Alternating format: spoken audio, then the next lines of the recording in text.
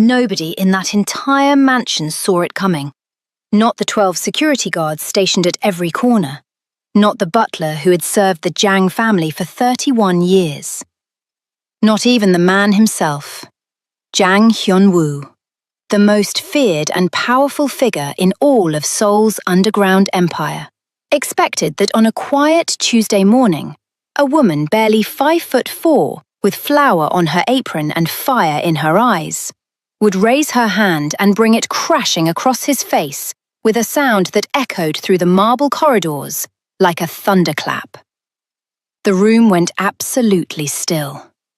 Every single person froze.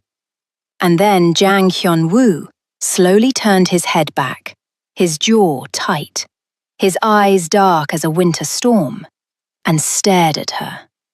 Not with rage, not with the cold, murderous calm he was famous for. He stared at her with something nobody in that room had ever seen on his face before.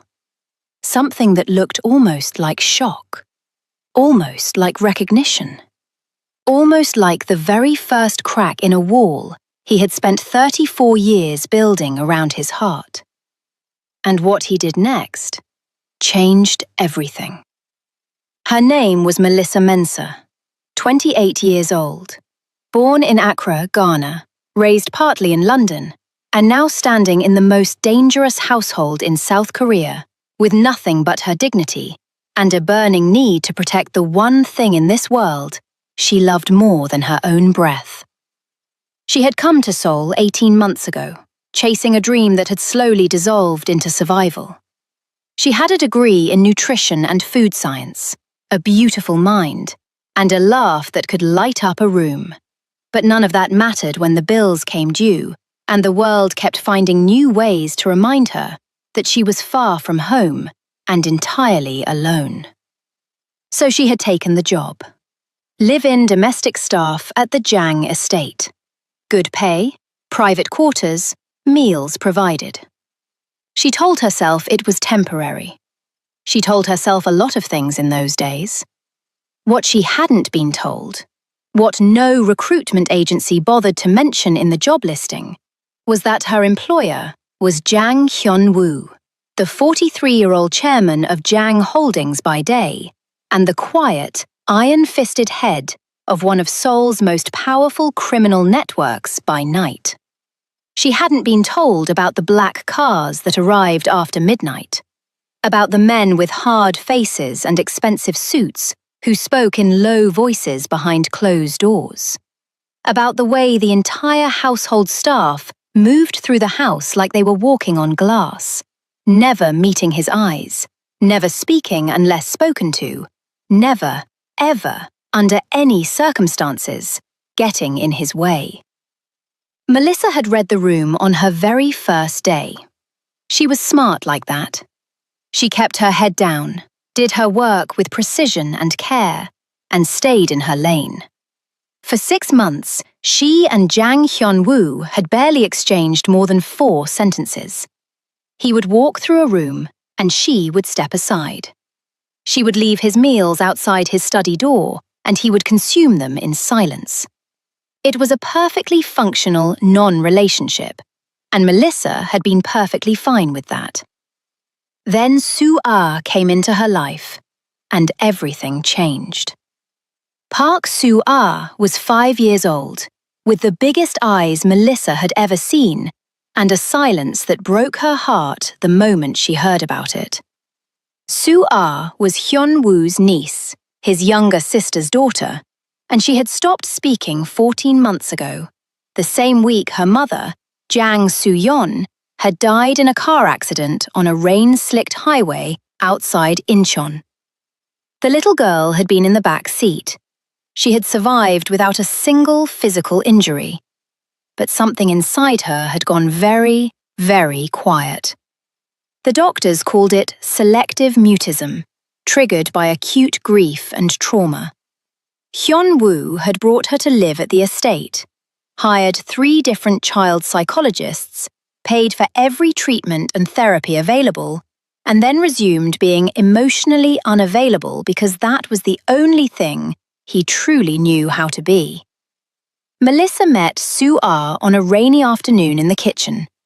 The little girl had wandered in wearing oversized pajamas, her dark hair sticking up on one side, holding a tattered stuffed rabbit with one ear missing.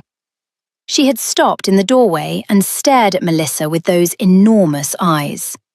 Melissa had been making jollof rice that day, not for the household, just for herself, a small act of self-preservation, filling the kitchen with the smell of home. She looked at the child, and something in her chest cracked open like a geode, all glittering and vulnerable on the inside. "Hey, baby girl," she said softly, in English first, then in her gentle, accented Korean. "Are you hungry?" Sue R. didn't speak. She just walked in, climbed onto the stool at the kitchen island, placed her rabbit carefully on the counter, and watched Melissa cook with the focused intensity of someone memorizing something important. From that day on, Sue R. started following Melissa everywhere. She never spoke, but she communicated in her own quiet language, tugging at Melissa's sleeve when she wanted something, pointing at things with wide, curious eyes, laughing silently with her whole body when Melissa did something funny. And Melissa, who had been lonely in ways she didn't even have words for, poured everything she had into that little girl. She learned Sue R.'s favorite foods and made them without being asked. She found picture books and read them aloud at bedtime, doing all the voices. She braided Sue R.'s hair with ribbons and taught her how to clap the rhythms of Ghanaian children's songs, even if Sue R. could only clap along in silence. If you're enjoying this story so far, please hit the like button and subscribe. There's so much more emotional story coming your way. Jang Hyun-woo noticed. Of course he noticed. A man who had built his empire on the ability to observe everything noticed immediately that his traumatized niece had started smiling again. He said nothing about it for 3 weeks. He simply watched from a distance, through security cameras, through half-open doors, through windows, as this woman from Ghana quietly and steadily brought light back into a child he had been failing to reach. On the night of the slap, Melissa had been in the kitchen since 5 in the morning. There was a large dinner gathering that evening. Business associates, partners, the kind of men who came and went from the Jang estate with briefcases and secrets. Melissa had been cooking for 9 hours straight, had barely eaten, and had just learned from the estate manager that the head chef had quit without notice that morning, which meant the entire dinner service now fell on her shoulders alone. She was exhausted, stressed, and running on sheer willpower. Then she heard it, a sound from upstairs that made her stomach drop. Sue R.'s frightened, choked cry. Except it wasn't a cry. It was the sound Sue R. made when she was frightened but couldn't scream. A desperate, muffled kind of whimper that Melissa had come to know the way a mother knows the sounds of her own child. She ran up those stairs so fast she nearly slipped twice. She found Sue R. in the main hallway outside the private dining room. The little girl was pressed against the wall, clutching her rabbit, while a large man in a grey suit crouched in front of her with a grin on his face that had no warmth in it at all. Later, Melissa would learn his name, Oh Sung-jun, a senior lieutenant in a rival organization who had come to the dinner as part of a business delegation. In that moment, all she knew was that he was drunk. He was too close to her child, and he was speaking in a low, ugly voice, telling Sue R. to stop being such a stupid, useless little mute, and asking her why she thought her uncle could ever love something so broken. Melissa stepped between them so fast the man barely had time to look up. "Move away from her," she said. Her voice was very calm. That was the part people always forgot when they retold the story later. How calm Melissa's voice was. like the eye of a storm. Oh Sung-jun straightened up slowly, looked at her from head to toe with barely concealed contempt, and said, "Who are you? The help! Get back to the kitchen before I have you thrown out."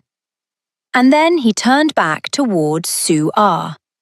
Melissa's hand moved before her mind caught up to it.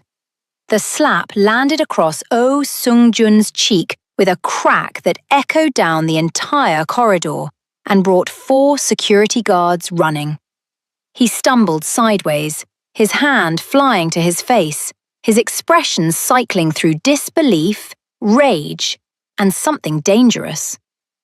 That was the moment Jang Hyun-woo walked out of the private dining room. The corridor went absolutely silent. Hyun-woo stood in the doorway, taking in the scene in the precise, analytical way he took in everything. The guard's red cheek, the flower on Melissa's apron, Soo-ah pressed against the wall, and the look on Melissa's face, which was not the look of a woman who was sorry. His eyes moved slowly from one person to the next, and the air in the corridor changed in a way that everyone present felt in their bones. Oh Sung-jun found his voice first. "This woman just struck me in your own home, Jang. Are you going to let your servants put their hands on your guests? She needs to be removed. Tonight. Permanently." Everyone waited. The security guards didn't move. The butler, who had appeared at the end of the corridor, didn't breathe. Hyun-woo looked at Melissa.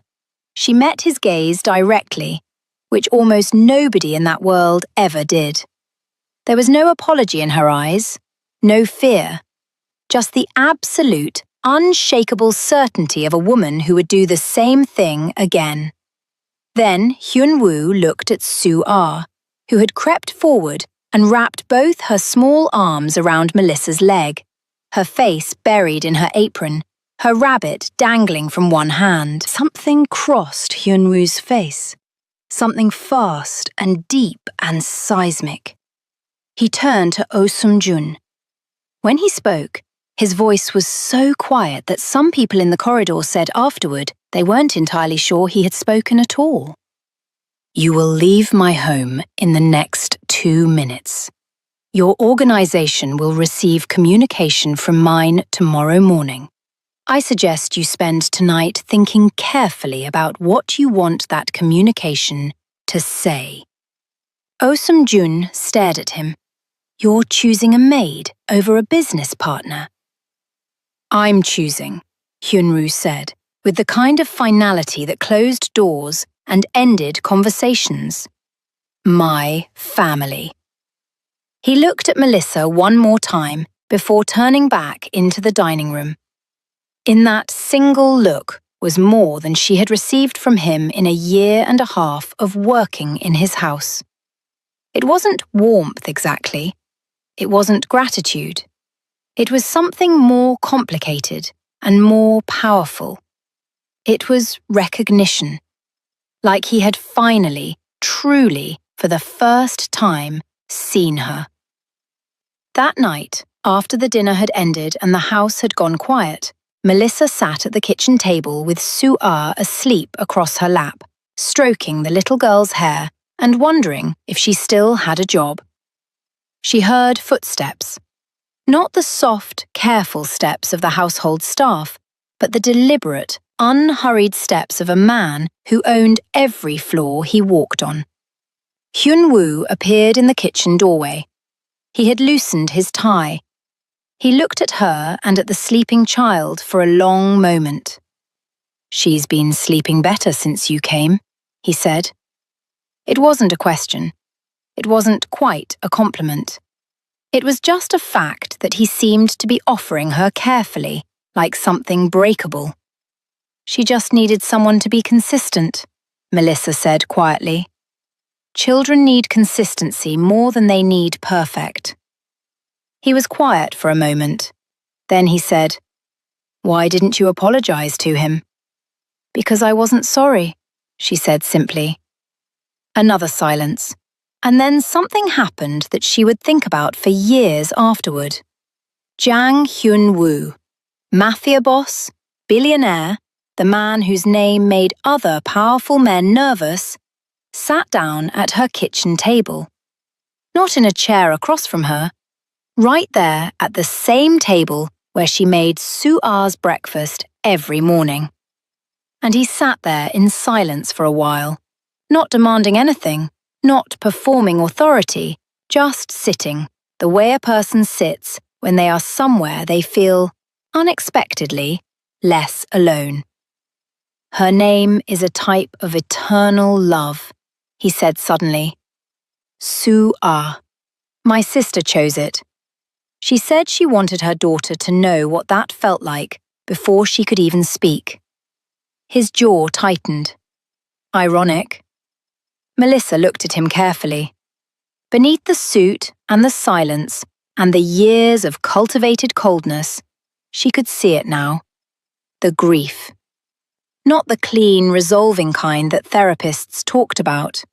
The kind that had been compressed under enormous pressure until it had become part of the structure of the person. Something load-bearing. Something you couldn't remove without the whole thing coming down. I lost someone too, she said. My mother. 7 years ago. And for a long time after, I thought, if I just kept moving fast enough, kept doing enough, I wouldn't have to feel how gone she was. She paused. It doesn't work. It just makes you very, very tired. Hyun-woo looked at her. Not through her, not past her, at her. Like she was something real. You should sleep, he said finally. He stood, buttoned one button on his jacket out of reflex, a habitual armouring of himself. And your position here is secure, in case you were concerned. I wasn't, she said. He almost smiled. She caught just the edge of it as he turned away. Please subscribe and hit the notification bell if this story is pulling at your heart. There's so much more ahead. The weeks that followed were a quiet revolution. Nothing announced itself, nothing made declarations. But things shifted in the Jang household in ways that everyone felt and nobody discussed. Hyun-woo began appearing in the kitchen in the mornings, nominally for coffee, but actually everyone knew, because that was where Melissa and Soo-ah had their breakfast rituals. He would sit with his coffee and watch Melissa teach Soo-ah how to fold dumplings, or trace letters in spilled flour, or clap out rhythms from halfway across the world. He never interfered. He just watched with those dark, unreadable eyes, and occasionally he would say something dry and quietly funny that would make Melissa laugh, and the sound of her laughter in that house was something the staff spoke about in whispers, because none of them had ever heard anything like it ring through those marble walls before. One morning, Melissa came downstairs to find Hyun-woo already in the kitchen, sitting across from Soo-ah, who had placed her rabbit on the table between them. They were engaged in some kind of silent communication. A small game involving drawing pictures on paper and sliding them across the table to each other. Hyun-woo's drawing was objectively terrible. Soo-ah's silent laughter, her whole body shaking, was the most beautiful thing Melissa had ever seen. She stopped in the doorway, and something inside her chest tightened in a way that had nothing to do with grief, and everything to do with the beginning of something terrifying and necessary. She stepped back. She needed a moment. She pressed her back against the hallway wall and breathed, because she could feel it, the thing she had been carefully not feeling, starting to move toward the surface like something rising from deep water. She was falling for him. This impossible, dangerous, emotionally armored man who drew terrible pictures for a silent child and ran a criminal empire and had never once looked at her the way most powerful men looked at women who worked in their homes. He looked at her like she was an equal, like she was interesting, like she was, of all things, safe. Which was insane, she told herself firmly. Which was completely and utterly insane, she reminded herself as she walked back into the kitchen and said good morning to both of them in her normal voice. And Hyun-woo looked up from his terrible drawing and said, without a trace of self-consciousness, "I was attempting a rabbit. Sua does not appear to be impressed." "It looks like a potato with ears," Melissa said. He looked at the drawing. "Yes," he agreed solemnly. "It does." And Sua laughed again, and Melissa sat down, and for about 45 minutes on a Thursday morning, the three of them were just people at a kitchen table. And it was the most peaceful and the most dangerous thing Melissa had ever experienced. The twist, the one that broke something open in both their stories, came on a Wednesday evening, 6 weeks later. Melissa had been feeling unwell for 10 days. She had told herself it was exhaustion. She had told herself it was the change in season, the stress of the household, the fact that she hadn't been eating properly. She had told herself every single thing except the one thing that the pharmacy test confirmed at 7:47 in the evening in the small bathroom of her private quarters. She sat on the edge of the bathtub for a very long time. The father was not Hyun-woo. Let her be clear about that, because the story needs to be honest. The father was James Osei, a man she had dated briefly before coming to Seoul, a man she had ended things with cleanly and with mutual understanding, or so she had thought, until he had appeared in Seoul 4 months ago, charming and familiar, and full of the kind of convincing apologies that she had been lonely enough to almost believe. They had spent 3 weeks trying to rekindle something, and then she had understood, clearly and finally, that the man she had loved was not the man who kept showing up, and she had ended it again, for good this time. That had been 8 weeks ago. She was 8 weeks pregnant. She sat with that information in the small bathroom with the white walls and the single window that looked out onto the garden, and she thought about every single option with the clear, methodical mind that had gotten her through every hard thing in her life so far. And at the end of all that thinking, she arrived at a truth she hadn't expected. She wanted this child.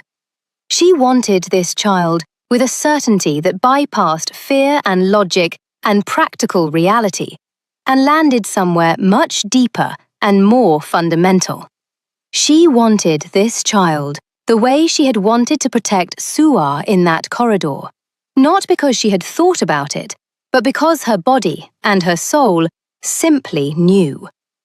But she also knew what this meant for her position in this house. A pregnant live-in staff member in South Korea, in this household. She already knew the answer. She would have to leave. She started making arrangements quietly. A modest apartment, a job application to a catering company that had reached out to her months ago. A plan, because Melissa Mensah had always made plans, even when her hands were shaking. What she didn't plan for was Sua finding her packing. The little girl appeared in her doorway on a Sunday afternoon, saw the half-filled suitcase on the bed, and went completely, terrifyingly still. Her rabbit dropped from her hand. Her eyes went wide and glossy, and the color in her face drained away. And Melissa saw, in real time, with her own eyes, the child beginning to go back to that unreachable place she had spent months slowly climbing out of. Hey baby, look at me. Melissa crossed the room in 3 steps and crouched down, taking Sua's small face in both hands. I'm not disappearing. I am not disappearing. Do you understand me? I'm right here. I see you. Sua's breath came in quick, shallow bursts. Her hands found Melissa's wrists and gripped them. And then something happened that made Melissa's whole world stop. Sua opened her mouth, And in a voice like a rusty hinge on a door that hadn't been opened in over a year, small and rough and barely there but absolutely, unmistakably real, she said one word. Stay. The silence after it was enormous. Melissa pulled the child into her arms and held her so tightly and felt tears running down her own face before she even understood she was crying, and she said, Okay, Sua, I'll stay. I'll find a way to stay. She had no idea how she was going to manage that promise, but she had made it. She didn't have to wait long to find out that she wasn't the only one with a secret, or that the world outside the estate walls had been making plans of its own. The real danger arrived in the form of a woman named Shin Yuri. If you're still watching, drop a heart in the comments. This story is about to get much more intense. Shin Yuri was 38, stunning in the particular way of women who have weaponized their beauty so thoroughly that it no longer looked like beauty. It looked like armor. She had been in Jang Hyun-woo's orbit for years, not as a lover exactly, but as something more complex and more dangerous, the daughter of his primary business rival, who had recently died, leaving Yuri in control of the Shin organization and in a position of considerable power. She had been angling for a merger between Jang Holdings and Shin Corp for 2 years, and a large part of that agenda, a part she had never spoken aloud but everyone understood, involved Jang Hyun-woo himself. She came to the estate for a business dinner in the 3rd week of November. Melissa served. She noticed Yuri immediately, noticed the way her eyes moved through a room like a blade, precise and assessing, cataloguing everything. And she noticed the particular way Yuri looked at her. Not the contemptuous dismissal of a woman who didn't see servants. Something much more calculated. Something that said, I see you. I've done my research, and I'm deciding what to do about you. Melissa kept her face neutral and her movements smooth. She was good at that. After dinner, while clearing the library where Hyun-woo and Yuri had taken their after-dinner discussion, Melissa heard something that stopped her cold. She's pregnant. Yuri's voice, light and conversational and razor-edged. Your little domestic employee. I had her background checked last week when I noticed you'd developed a certain fondness for the kitchen. 8 weeks along. The father is some man back in London. Not you, obviously, though I'm sure some people might wonder. A silence. Then Hyun-woo's voice, very level. You ran a background check on my household staff. I protect my interests, Yuri said simply. And you should know that a pregnant woman with no legal status here, no permanent visa, and a recent romantic complication is a liability, Hyun-woo. A very easy thing for someone with the right connections to complicate further. Immigration authorities are extraordinarily cooperative when properly motivated. Melissa stood perfectly still outside the half-open door, her heart hammering, the tray in her hands perfectly steady by force of will alone. Are you threatening her? Hyun-woo said, and his voice had changed. It was the voice she had heard once before, the night of the slap, in that corridor, so quiet it was almost nothing, and exactly because of that, the most frightening thing in the room. I'm offering you clarity, Yuri said. Make the right decision about the merger, about us, and these complications go away. I'm a practical woman. I simply want things to be uncomplicated. Another silence. Long enough that Melissa had to remind herself to breathe. Leave my house, Hyun-woo said. A pause. Hyun-woo. Now. Melissa moved away from the door before she could be seen, back through the service corridor to the kitchen, where she sat down heavily in a chair and pressed both hands flat on the table and thought about what she had just heard. Yuri wasn't bluffing. Melissa knew enough about this world by now to understand that. A woman like Shin Yuri had the resources and the vindictiveness to follow through on exactly what she had implied. And Melissa's immigration status, while not illegal, was complicated enough that the right pressure in the right places could make her life in South Korea very difficult, very quickly. She had to leave. The thought was clear and cold and logical. She had to leave before she became a problem that put herself and her unborn child and, God forgive her for even thinking it, Sue-ah, in danger. She went upstairs to her room. She opened her suitcase. The knock on her door came 40 minutes later. She opened it, and Hyun-woo stood there.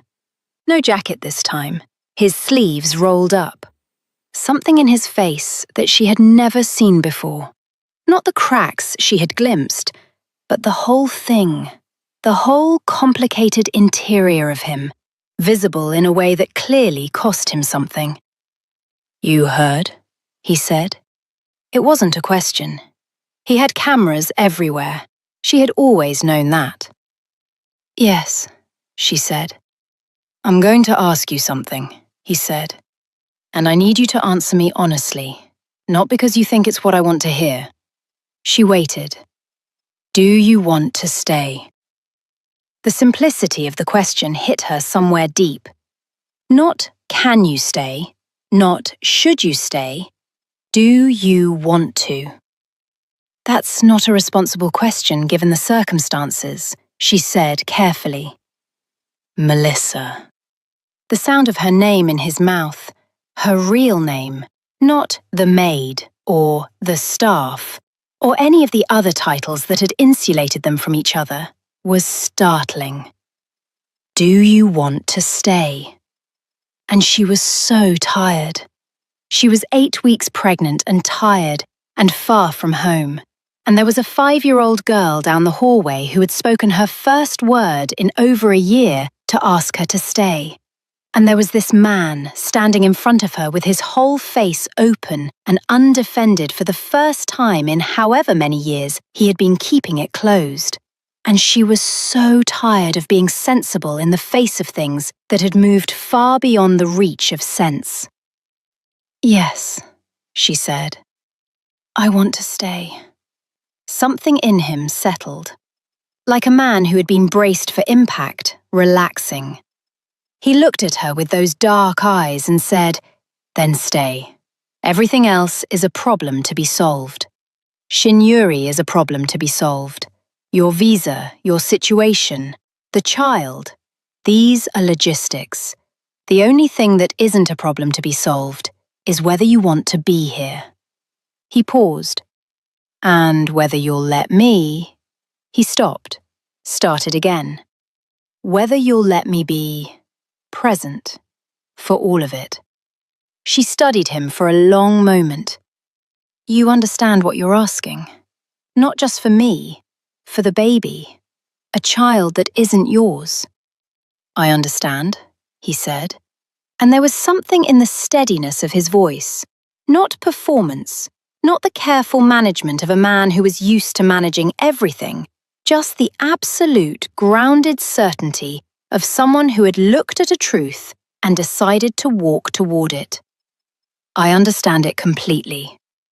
She stepped back from the door. He stepped inside, and they sat at the small table by the window in her room and talked for 4 hours.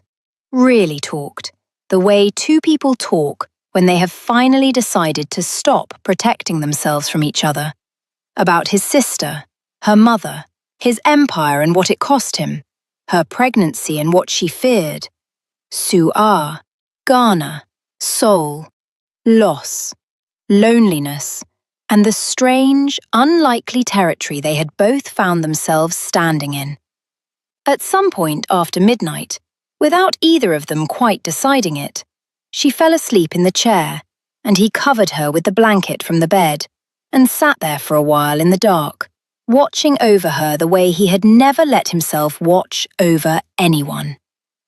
The following weeks were a kind of controlled storm. Hyun-woo moved against Shinjuri's position with the quiet, absolute precision of a man who had spent 2 decades learning how power actually worked. He secured Melissa's long-term residency through legal channels that Yuri could not touch. He restructured the business discussions around the Shin organization in ways that made any personal leverage Yuri might have tried to apply completely irrelevant. He did all of this without once asking Melissa to be afraid, or to hide, or to be smaller than she was. He did it as a fact, as something that was simply going to be handled because she mattered, and the people who mattered to him were protected. That was just the law of his world. Yuri made one last attempt. She arrived at the estate unannounced on a December morning and walked in with 2 of her own security detail, clearly under the impression that her audacity would be treated as authority. She found Melissa in the entrance hall with Sue R., the little girl's hand in hers. Melissa in a deep blue dress that showed the small but unmistakable curve of her belly now at 14 weeks. Yuri looked at her with cold, brilliant eyes. "You should know," she said, "that you are standing in the middle of something that you do not understand and cannot survive." Melissa looked back at her calmly. "I've survived everything so far. This is different." "Everything always is," Melissa said. And then she felt a hand at the small of her back. Warm, steady, unmistakable. And Hyunwoo stepped up beside her, and the look on his face when he looked at Shin Yuri was the same look that had sent Oh Sung-jun out of his house months ago. The look of a man for whom this particular conversation was already over. "You were not invited here," he said to Yuri. "You will not be invited here again." He looked at her security. "Show them out. Politely. Once." Yuri held his gaze for 3 seconds. In those 3 seconds, something passed through her face. Not defeat, exactly, but the recognition that the calculation she had made had been based on a version of this man that no longer existed. She had calculated for a man alone.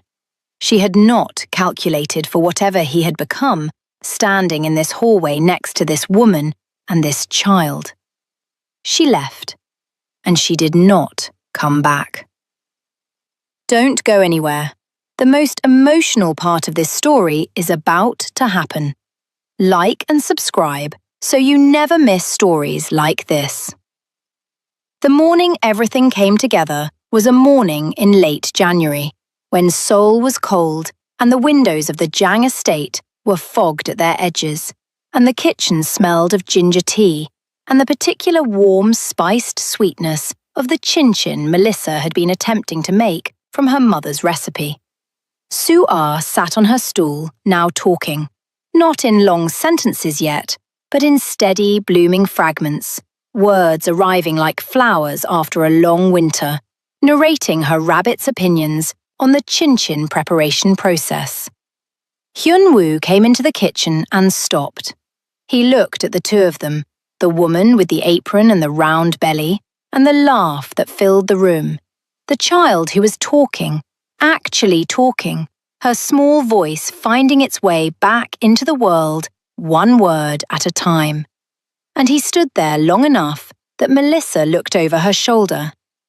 "You okay?" she asked. He wasn't entirely sure. He was experiencing something he didn't have a well-worn word for. Not happiness, exactly, which had always seemed like too light a word for what serious people felt. Something more structural than that. Something foundational, like the feeling of discovering that the ground beneath you is, against all probability, actually solid.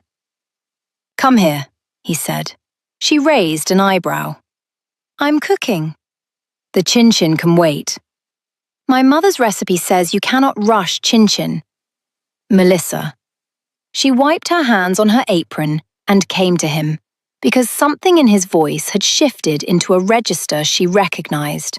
Not command, not performance, just a man who needed to say something and was hoping the words would be adequate. She stood in front of him and looked up at him, and he looked down at her, and Su-ah on her stool swung her legs and watched them with her enormous eyes and her rabbit under one arm, not pretending not to look. "I have spent my entire adult life," he said, "building things, structures, organizations, empires, whatever you want to call them. I have always known exactly what I was building and exactly why." A pause. "I don't know how to do what I am going to say next. I have never done it before. I want you to understand that the awkwardness of it is not an indication of its depth." She pressed her lips together to keep from smiling. "Okay?" "I love you," he said. And because that felt incomplete, or because the man who had always added one more layer of protection to every declaration of consequence added it again here. "I love you, and I love this child you're carrying, and I would very much like the chance to be the kind of man who deserves to say that." He swallowed. "If you'll let me." The kitchen was very quiet. Su-ah held her rabbit up in the air in a gesture that was unambiguously a celebration. Melissa laughed. That laugh, the one that rang through the marble house like something that had always been supposed to be there, and she put her hands on either side of his face, and she said, "Jang Hyun-woo, you stubborn, complicated, beautiful man. You have been that person for months. You just needed someone to tell you." And he kissed her in the kitchen, with the chin-chin getting slightly too brown, and Su-ah cheering silently next to her rabbit, and outside the frost on the windows, and inside the warmth of something real. Their daughter was born on the 14th of June, in the middle of a Seoul summer that was all blue sky and warmth. They named her Ama-yeon, a name that held both worlds, both of them, together in 4 syllables. She came into the world small and furious and spectacular, and the first time Hyun-woo held her, something in him that had been held rigidly in place for 34 years simply let go.